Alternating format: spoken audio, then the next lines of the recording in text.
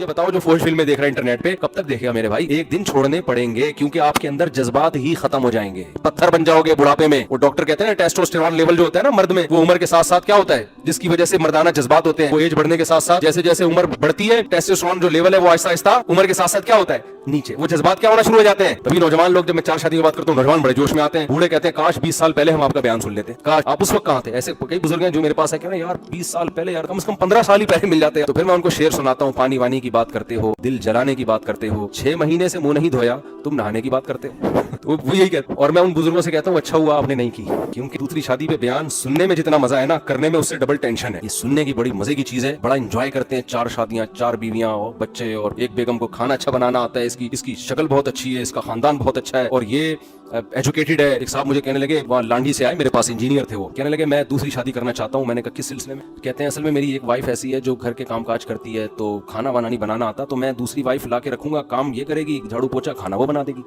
मैंने कहा मरीख से तो नहीं आए मेरे भाई, आप इसी जमीन पे रहते हो, लोकेशन जरा बताओ आप कहाँ हो? कह रहे लांडी। मैंने कहा हो सकता है चांद पे भी कोई लांडी वांडी हो। कह रहे क्यों? मैंने कहा आप ये समझ रहे हो कि आप जब लेटोगे तकलीफ होगी तो एक आपके पाँव दबाएगी और एक आपके सर दबाएगी, यही है ना? अब जाहिर है जो सर दबा रही होती है उसके हाथ पाँव तक नहीं पहुंचते, तो 2 बीवियां होंगी। मैंने कहा फिर तीसरी भी कर लो, वो आपका ये वाला कंधा दबाएगी, चौथी ये वाला कंधा दबाएगी। मैंने कहा भाई तू किस दुनिया में रह रहा है? मैंने कहा जब तू दूसरी करेगा ना, जो काम कर रही है ना वो काम करना छोड़ देगी। समझ में आ रही है बात? वो काम करना बोलेगी अब तेरे को एक और चाहिए तो मैं क्यों करूँ काम? और मैंने कहा आप काम भी करोगे और इसके अलावा एक और काम, दोनों में सारी जिंदगी सोलो कराते रहोगे बैठ के।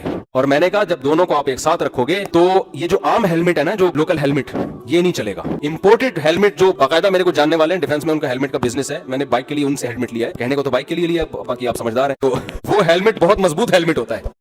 मैंने कहा जब दोनों एक साथ रहेंगी तो आप वो हेलमेट पहन के घर जाओगे। तो कहने लगा यार आप तो मनफी बातें कर रहे हैं, आप तो इतना अप्रिशिएट करते हैं। मैंने कहा भाई मेरी पूरी बयान सुना करो। मैं समझता हूँ कि ये 2 शादियां 4 शादियां मुआशरे की जरूरत है, लेकिन ये जिहाद है, तो जिहाद समझ के करो, एंजॉय करने के लिए करने की बिल्कुल भी जरूरत। और दोनों को एक साथ रखोगे तो खुद कहाँ रहोगे? दोनों को एक साथ रखने का तो मैं कायल ही नहीं हूँ। अलग अलग रखो, इतना दूर रखो कि इसको पता न चले कहाँ बैठा हुआ है, वरना उसको पता हो गया ना उस घर में बैठा हुआ है, वो टाइम नोट करेगी स्टॉप वॉच लगा के। उधर 6 घंटे 3 मिनट 25 सेकंड ठहरा था और मेरे पास 1 घंटे 3 मिनट 24 सेकंड में क्यों उठाइए?